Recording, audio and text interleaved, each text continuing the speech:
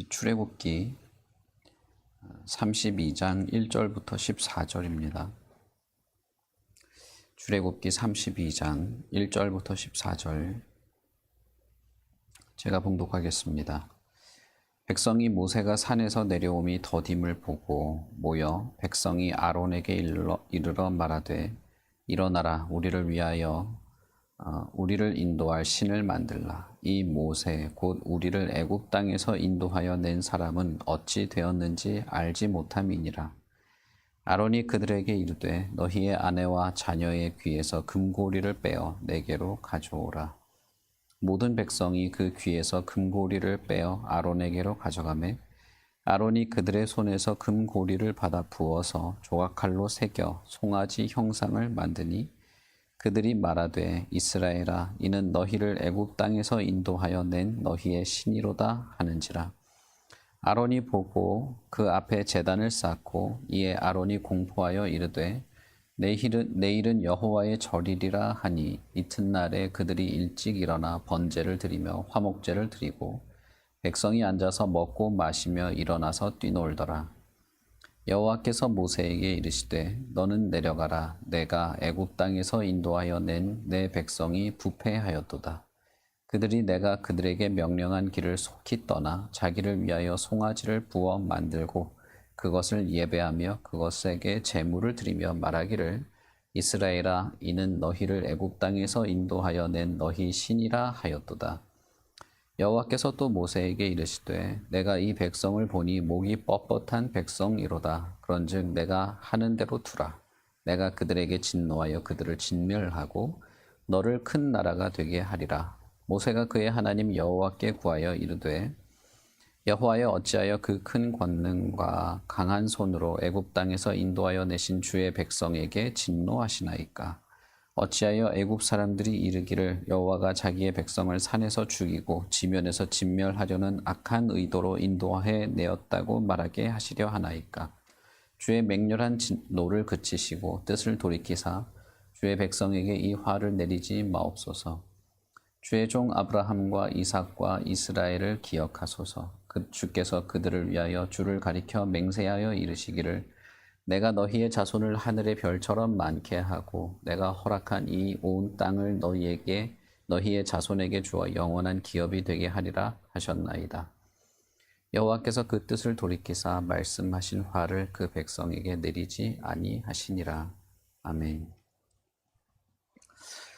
시내산에서 하나님이 모세와 아론을 부르시고 그 외에 이제 70여 명의 장로들을 부르셔서 하나님이 계시하신 모든 내용들을 지키도록 하신 이후에 24장 13절부터 31장까지 하나님께서 모세를 따로 불러서 모세에게만 전달하시는 그 말씀들이 기록이 되어 있습니다. 물론 여기에는 십계명을 돌판에 새기는 내용도 있고 여러 제사에 대한 내용들, 그리고 하나님 앞에 바칠 예물들, 의복에 대한 문제, 성막에 대한 어떤 지시, 그리고 성막에 놔둬야 될 기물들에 대한 자세한 내용들까지 길게 기록이 되어 있습니다.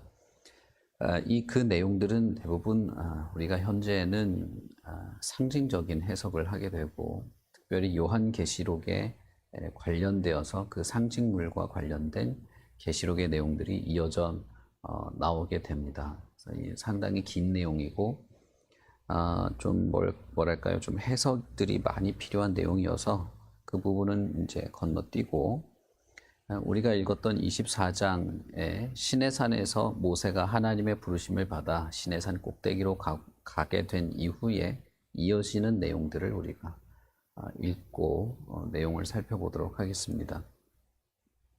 그 전에 우리가 읽지는 않았지만 24장 12절을 보시면 하나님께서 모든 백성들을 이제 중턱에 있게 하고 이스라엘 백성들은 산 아래에 있게 한 상태에서 모세만 이끌어 오시는데 모세가 시내산 위에 올라가게 되었을 때 시내산 전체를 뒤덮는 구름이 시내산 전체를 뒤덮게 됩니다.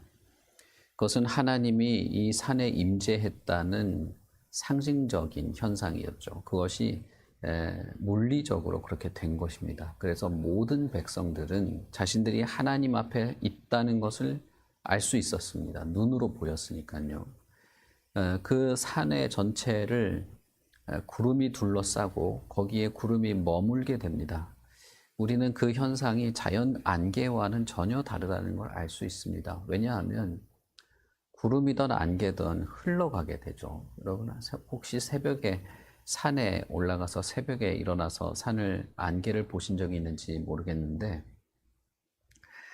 안개가 그냥 끼어 있는 것이 아니라 안개는 흘러갑니다. 예, 공기의 흐름을 따라서. 그래서 마치 폭포처럼 안개가 쏟아지는 것도 보실 수가 있는데 구름도 마찬가지죠. 구름도 한 자리에 머물러 있는 것이 아닙니다.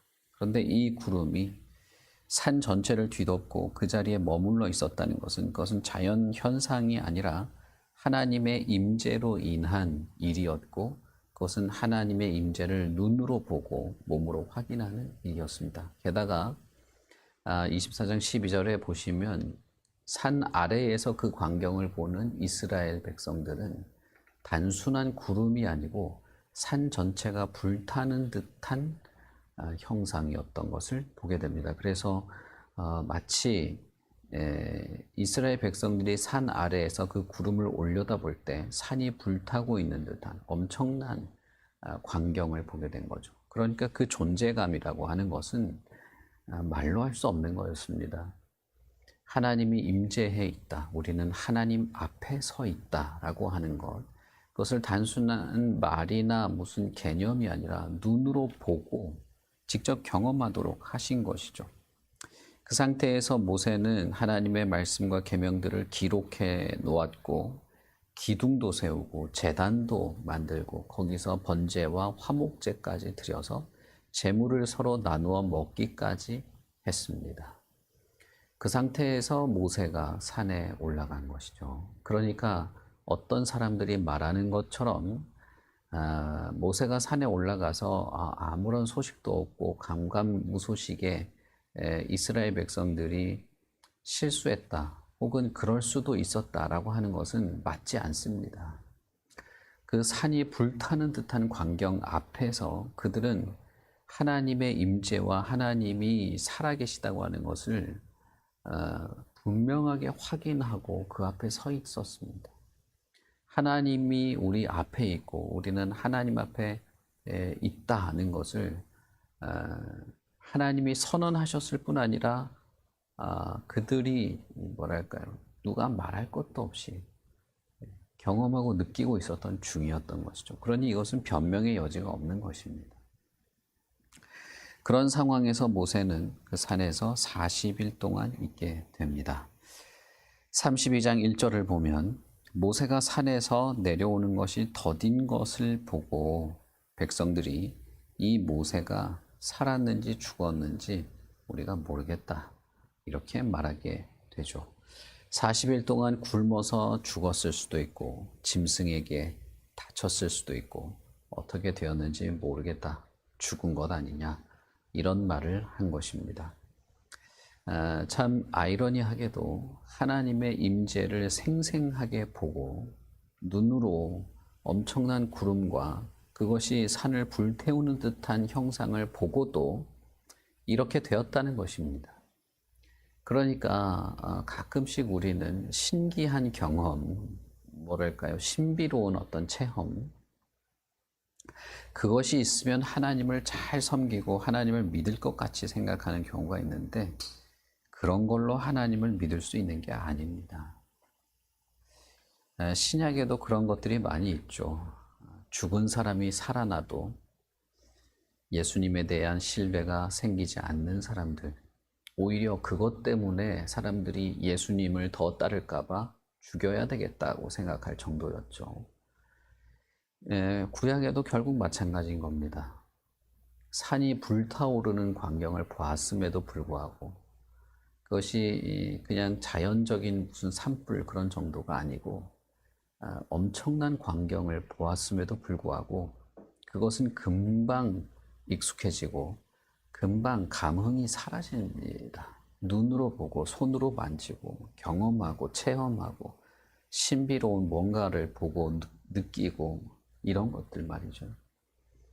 가끔씩 저는 어떤 생각을 하게 되냐면 과거에 이제 예전에는 뭐 이게 기도원 같은 데서 불치병 고치고 뭐 이런 거 많이 했단 말이에요. 저도 그런데 많이 다니고 그랬었는데 그런 경험도 있었고 불치병이 낫고 무슨 신비 체험을 하고 뭐 대단한 경험을 했다고 해서 그 사람이 믿음이 좋은 게 아닙니다.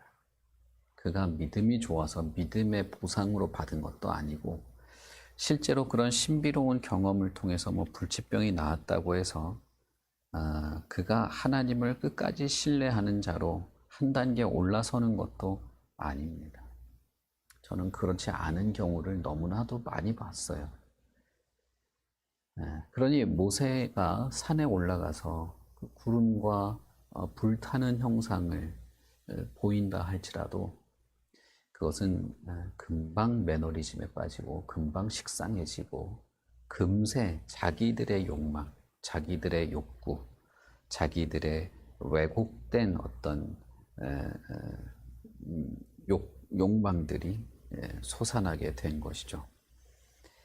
그러나 안타까운 것은 모세가 이스라엘 백성들을 맡기고 갔던 아론입니다.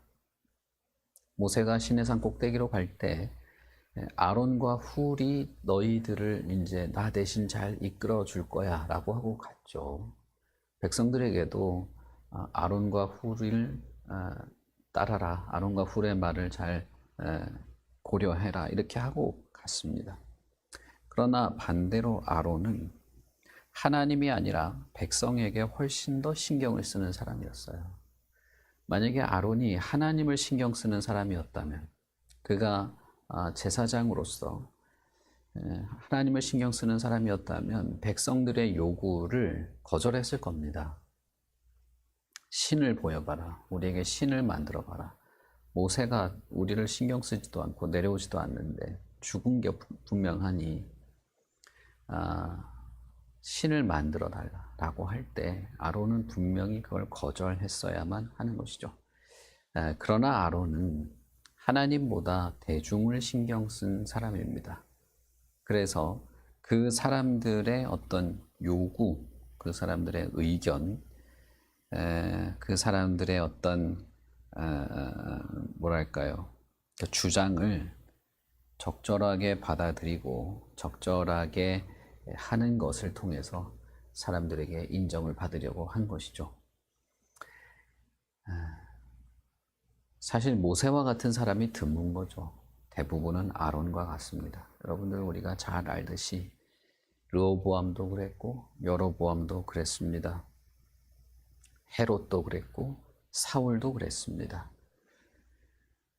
그들이 하나님 앞에서 어떻게 뭐랄까요, 하나님의 평가를 받고 하나님께 어떤 처분을 받았는지는 우리가 다 알죠. 다를 바가 없습니다. 32장에서도 마찬가지입니다. 아론은 백성들의 요구에 대해서 그들에게 정당한 길, 하나님을 향하도록 하는 것을 제시하지 않고 그들의 요구를 적절하게 들어줌으로써 여전히 자신이 사람들에게 인정받는 자리를 택한 것입니다. 그래서 사람들, 그 수백만 명의 사람들에게 금을 얻어서 녹여서 깎아서 송아지를 만들게 됩니다. 그 장면에서 보면 정말 그 앞단락에 있는 24장 그 앞단락과 너무나 대조가 되고 특히 그 24장이 더 슬픈 그런 분위기를 자아내게 되는데 그것은 무엇이냐 하면 5절에 보시면 아론이 그 앞에 제단을 쌓고 아론이 공포하여서 내일은 여호와의 절이리라 라고 하니까 그 다음날 일찍 일어나서 그 송아지 신상 앞에서 번제를 드리고 화목제를 드리고 그리고 화목제물을 드린 그 제물을 먹고 마시며 뛰노는 그런 일이 벌어진 것입니다. 불과 한 달 전에 하나님 앞에서 우리가 하나님의 모든 계명을 지키겠습니다 라고 고백하고 그 하나님의 말씀과 뜻에 내 자신이 완전히 맡기겠다는 의미로 번제를 드리죠. 이집트의 모든 삶을 절단한다는 의미로 번제를 드리고, 그리고 이제 하나님과 함께 먹고 마시며 살겠다는 의미로 화목제물을 먹었던 일이 불과 40일 전입니다. 한 달 전이에요. 그런데 그렇게 했음에도 불구하고 지금 뭡니까? 그 불타는 구름을 보면서도 이들의 마음은 사실상 바뀐 것이 없었습니다. 그래서 가증스럽게도 송아지를 만들었습니다. 왜 하필 송아지였는가? 그리고 그들이 송아지 앞에서 벌인 일들은 사실상 번제와 화목제라는 이름으로 기록은 되어 있습니다만, 실제로 한 행위는 이집트에서 했던 그 우상신을 섬기며 난잡하게 굴었던 그때의 그것을 그냥 그대로 반복한 것입니다. 이집트에서 익숙하게 보아왔던 신상을 여호와다라고 하면서 뻔뻔스럽게 세워놓은 것이죠. 그리고 그 앞에서 번제를 드립니다. 왜 그 전에 번제를 드렸는데 또 드릴까? 하나님의 말씀을 받으러 간 모세를 기다리고 있으면 되는데 왜 드렸을까? 그것은 이제 이 송아지가 우리의 새로운 신으로서 이 송아지와 우리가 새로운 관계를 맺겠다는 의미를 보여주는 것이죠. 그리고 그 앞에서 화목제를 드립니다. 이제는 이 송아지 신이 주는 것으로 먹고 마시며 살겠다라는 것이죠. 특별히 화목제물은 나누어 먹는 것이기 때문에 더 그런 의미가 큽니다. 그러니까 여러분, 사실상 이것은 정말 비참한 현장이죠. 이 일 때문에 그 앞부분에 있었던 하나님이 그 모든 것을 준비하고 예비하고 내 사자를 보내고 그 모든 말을 듣고 우리가 여호와의 말씀을 그대로 청종하겠습니다. 그대로 지키겠습니다. 라고 했던 그 약속과 선언, 그리고 번제와 화목제, 하나님의 말씀을 기록해 놓고 올라가는데 그런 기록물과 12기둥들, 모세가 세웠던 제단, 그 모든 것이 다 정말 비참하고 불쌍한 것으로 전락해버린 겁니다. 이 광기와 광란과 비참한 현장, 특히 그들이 화목제를 먹고 나서 하나님 앞에서 거룩한 삶을 결단하고 이 하나님께 드린 것을 우리가 먹음으로써 하나님이 나와 함께 하시며 나는 하나님이 주시는 모든 삶의 사명과 방향으로 살아갈 것이라고 하는 거룩한 삶의 다짐이 아니라 송아지가 주는 것을 먹고 마시니 그 다음부터는 흥청망청 뛰놀게 되는 그런 이 모습은 애굽에서 우상을 섬겨왔던 그 우상신 앞에서 난잡하게 굴었던 것을 그대로 반복한 것입니다. 어제 말씀드렸던 것처럼 하나님 앞에서 뭔가 한 가지의 사건, 무슨 체험, 무슨 경험, 과거에 이게 내 믿음을 보장하고 내가 누군지 증명해 주는 것이 아닙니다. 과거에 내가 뭐가 이런 게 있었다고 가 아니라 사실상 하나님의 백성은 살아계시고 임재하신 하나님 앞에서 끊임없이 하나님 앞에서 살아가는 것입니다. 이스라엘은 하나님께 고백했던 그 고백에 합당한 삶의 노력을 기울여야 합니다. 주어진 말씀을 읽고 이해해야 하고 세워진 제단에서 드렸던 예배와 하나님의 임재, 그리고 하나님이 주신 재물을 먹음으로써 내가 살아간다고 했던 그것들을 기억해야만 합니다. 그리고 하나님이 우리와 동행하신다는 것을 믿고 의지한 그 믿음이 흔들리지 않도록 어제 말씀드렸던 것처럼 하나님을 잊지 않고 바른 믿음과 바른 이해를 가지도록 끊임없이 노력했어야만 하는 것입니다. 그러지 않을 때, 가만히 있을 때, 그냥 흘러가는 대로 살 때, 그것은 사실상 퇴보에 불과하죠. 하나님은 이스라엘 백성들이 부패하였다라고 말합니다. 이 표현이 참 재밌는데 그들이 썩었다는 거예요.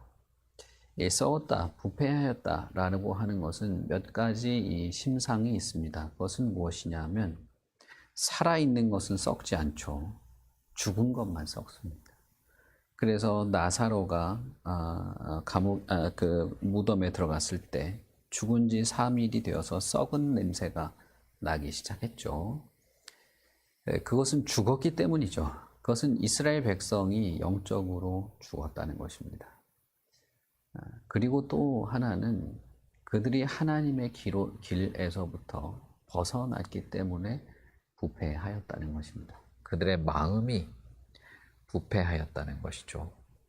그것은 하나님이 아닌 다른 것에 마음을 빼앗겨 있는 상태를 말하는 것입니다. 하나님이 모세에게 그 마지막 말씀을 전달하실 때 너희는 다른 신의 이름을 입에 담지도 말아라 라고 했음에도 불구하고 이스라엘은 신을 만들어 달라라고 말하죠. 그것은 그들이 영적으로 부패하였기 때문입니다. 생각이 바뀌었고 방향이 바뀌었고 삶의 태도와 기준과 고백이 다 어긋나 있었다는 것입니다. 그리고 그러나 이것이 더욱 아이러니한 이 내용이 되는 것은 이스라엘은 사실상 가나안에 들어가서 가나안의 죄악된 세계 속에서 무엇이 바르고 무엇이 온전하며 무엇이 거룩한지를 보여주어야 할 사명을 가진 백성들이었다는 것입니다.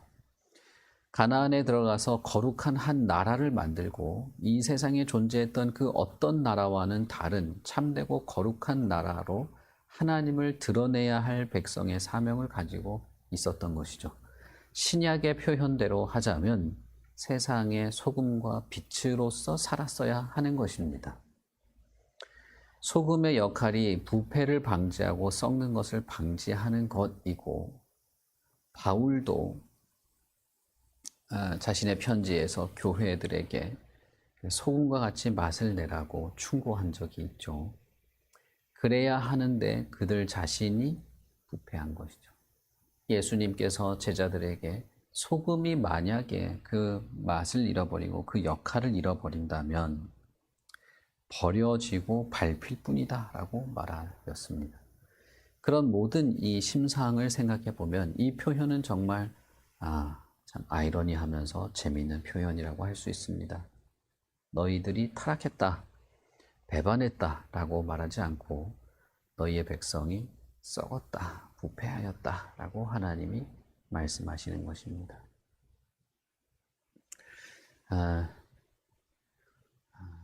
이스라엘 백성이 그랬었구나라가 아니죠.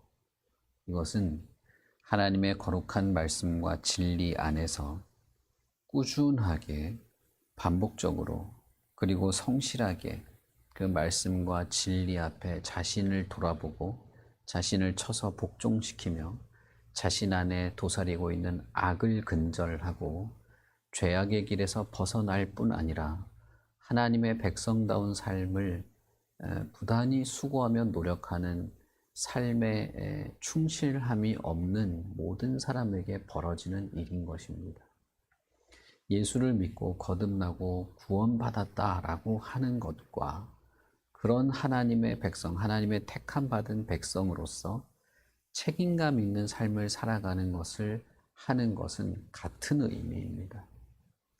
내가 은혜 받았어, 체험이 있어, 내가 뭔가 있었어, 그래서 가만히 있으면 어떻게 될까요? 여기에 기록된 이스라엘과 별로 다를 바가 없게 되는 것입니다. 우리는 하나님의 말씀을 부단히 읽어야 합니다. 그 하나님의 말씀에 부단히 굴복해야 합니다. 하나님의 말씀으로 내 자신을 부단히 점검해 나가야 하고 민감하게 죄를 분별하고 하나님께서 말씀하신 모든 그 말씀에 충성해야 합니다. 이것을 부단히 해야만 하는 것이에요. 그것이 하나님의 의도하신 바이고 하나님의 백성인 우리가 부패하지 않을 수 있는 유일한 길입니다. 제가 몇 차례 말씀드렸습니다만 많은 경우에 정말 안타까운 사람들이 어떤 사람들이냐면 옛날에 주일학교 때 20년, 30년 전에 들었던 걸로 그냥 평생 신앙생활 하는 사람들이에요. 하나님의 말씀을 기분이 좋으면 읽고 기분이 나쁘면 안 읽고 바쁘면 예배도 건성으로 드리고 그러는 사람들입니다. 이런 사람들의 특징은 좋을 때는 막 은혜 받았다고 막 하늘을 날아다닐 것처럼 좋아하다가 조금만 상황이 바뀌면 그냥 다 은혜도 없고 냉랭하고 메마르고 진짜 말 그대로 성경이며 예배며 다 건성으로 변한 그런 사람들이에요. 이스라엘의 모습을 통해서 우리는 우리 자신의 그런 변덕스러운 모습을 보게 됩니다.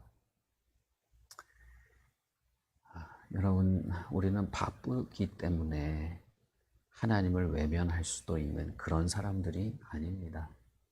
힘들고 마음이 어렵고 적적하고 은혜가 없어서 메말라야 되는 그런 사람들이 아닙니다. 오히려 바쁠수록 힘들수록 마음이 어려울수록 우리는 하나님 앞에 더 간절하게 엎드리고 매달려야 될 사람들이에요. 더 예배에 충실해야 하고 그 어떤 것보다도 하나님의 은혜를 우선해야만 합니다. 그런데 참 뭐랄까요? 하나님이 얼마나 무시되기 쉽냐 하면 진짜 바쁘다는 거, 피곤하다는 거, 내가 하고 싶은 일이 있어서 진짜 1분 1초까지라도 하나님을 위하여 마음을 준비시키는 시간을 다 깎아가면서까지 그것까지 나를 위한 시간을 다 소모하는 그런 주제를 한다는 겁니다.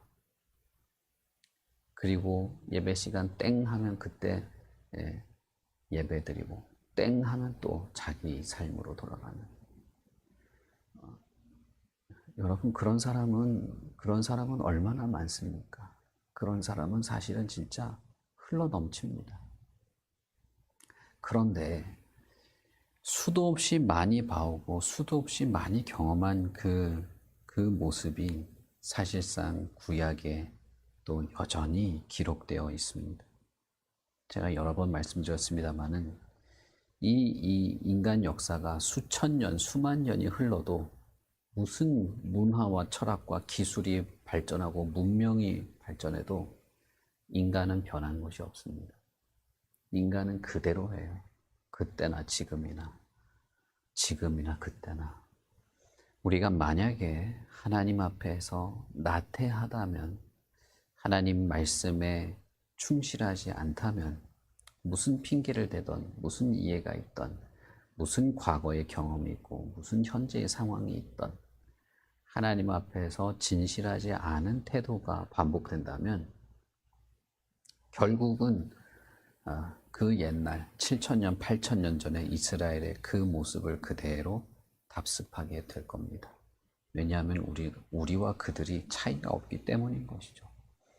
하나님이 그들이 부패했다라고 말한 그 모습 그대로 우리도 그렇게 부패한 채로 살아가게 될 겁니다. 그렇기 때문에 우리는 끊임없이 하나님 앞으로 나아가야 합니다. 하나님의 말씀, 하나님의 진리, 듣고 배우고 실천하며 내 자신을 돌아보고 하나님 앞에 간절히 엎드리고 회개하고 용서를 구하며 하나님이 부으시는 은혜로 내가 연단받고 내 아집과 고집이 꺾어지고 내 알량한 지식을 내려놓고 하나님 앞에 겸손히 양육받으며 거룩한 하나님의 백성으로 성장하기를 무척 바라고 애써야 하는 것입니다. 하나님은 그들을 완전히 없애버리겠다고 선언하십니다. 그들이 얼마나 고집이 세냐. 얼마나 이집트에서 그리고 하나님을 외면하며 살아왔던 그것을 얼마나 버리지 않고 끝까지 그 태도를 고수하는가. 내가 그토록 설득하고 그토록 다독이고 그토록 인내하고 그토록 공급하며 이렇게까지 했는데 변하지 않았다. 굴복하지 않는다. 우리는 하나님께 이러한 평가, 하나님의 이러한 하나님의 이러한 말을 우리에게 하시지 않기를 정말 바랍니다. 우리의 삶은 얼마 되지 않습니다. 하나님 앞에 충실히 살아갈 날이 그리 길지 않습니다. 우리는 곧 하나님 앞에 최후의 선언을 듣기 위해 서게 될 것입니다. 어떻게 하든 우리는 하나님의 말씀을 품고 살아가고 하나님의 말씀에 충실히 살아가고 정말 하나님에게 내 전체를 의지하고 맡기며 하나님을 따라가는 길 외에는 하나님을 따를 수 있는, 하나님을 믿고 섬길 수 있는 길이 없음을 알고 매일 진실하고 충실하게, 실수가 있을 수도 있겠지만 그러나 매일 진실하게 그렇게 하나님을 향하여 살아가시기를 바랍니다. 우리 같이 기도하겠습니다. 하나님 아버지, 은혜를 감사합니다. 하나님께서 그 모든 것을 다 보여주십니다. 이스라엘에게는 이스라엘의 앞날이 어떻게 될지 말씀하셨고, 그리고 우리에게는 이 수많은 기록들을 통하여 인간이 어떤 존재인지, 하나님이 어떤 분인지, 하나님 앞에 어떠한 삶을 살아야만 하고, 하나님을 떠나면 하나님께서 어떻게 여기시는지 다 알려주셨습니다. 이것은 우리에게 은혜를 베푸신 것이고 우리에게 경고를 하신 것이기도 하고, 우리의 마음이 흐트러지지 않도록 하나님께서 그들을 통하여 우리에게 교훈을 남겨주신 것이기도 합니다. 하나님이여, 우리는 예수 그리스도 안에서 훨씬 더 하나님을 자세히 압니다. 그 옛날 이스라엘 그 사람들보다 우리가 훨씬 더 하나님의 모든 역사들에 대하여 잘 압니다. 그러니 우리에게는 더 많은 기회가 있고 우리에게는 더 큰 하나님의 은혜와 사랑이 부어졌습니다. 하나님, 우리의 마음이 흔들리지 않게 도와주시옵소서. 우리의 변덕스러운 태도가 지속되지 않도록 하나님 앞에 정말 진실하고 예배에 소중히 참여하며 하나님의 은혜로 말미암아 거룩한 삶을 살아갈 그 마음이 흐트러지지 않고 우리의 삶에 충실할 뿐 아니라 그 모든 것이 하나님의 말씀을 의지하며 살아가게 되는 그 모든 삶의 과정과 충성함과 신실함과 거룩한 삶을 이어가게 하여 주시옵소서. 우리에게 끊임없이 말씀하시고 끊임없이 가르치시고 끊임없이 우리를 연단하시고 끊임없이 우리를 깎아내시옵소서.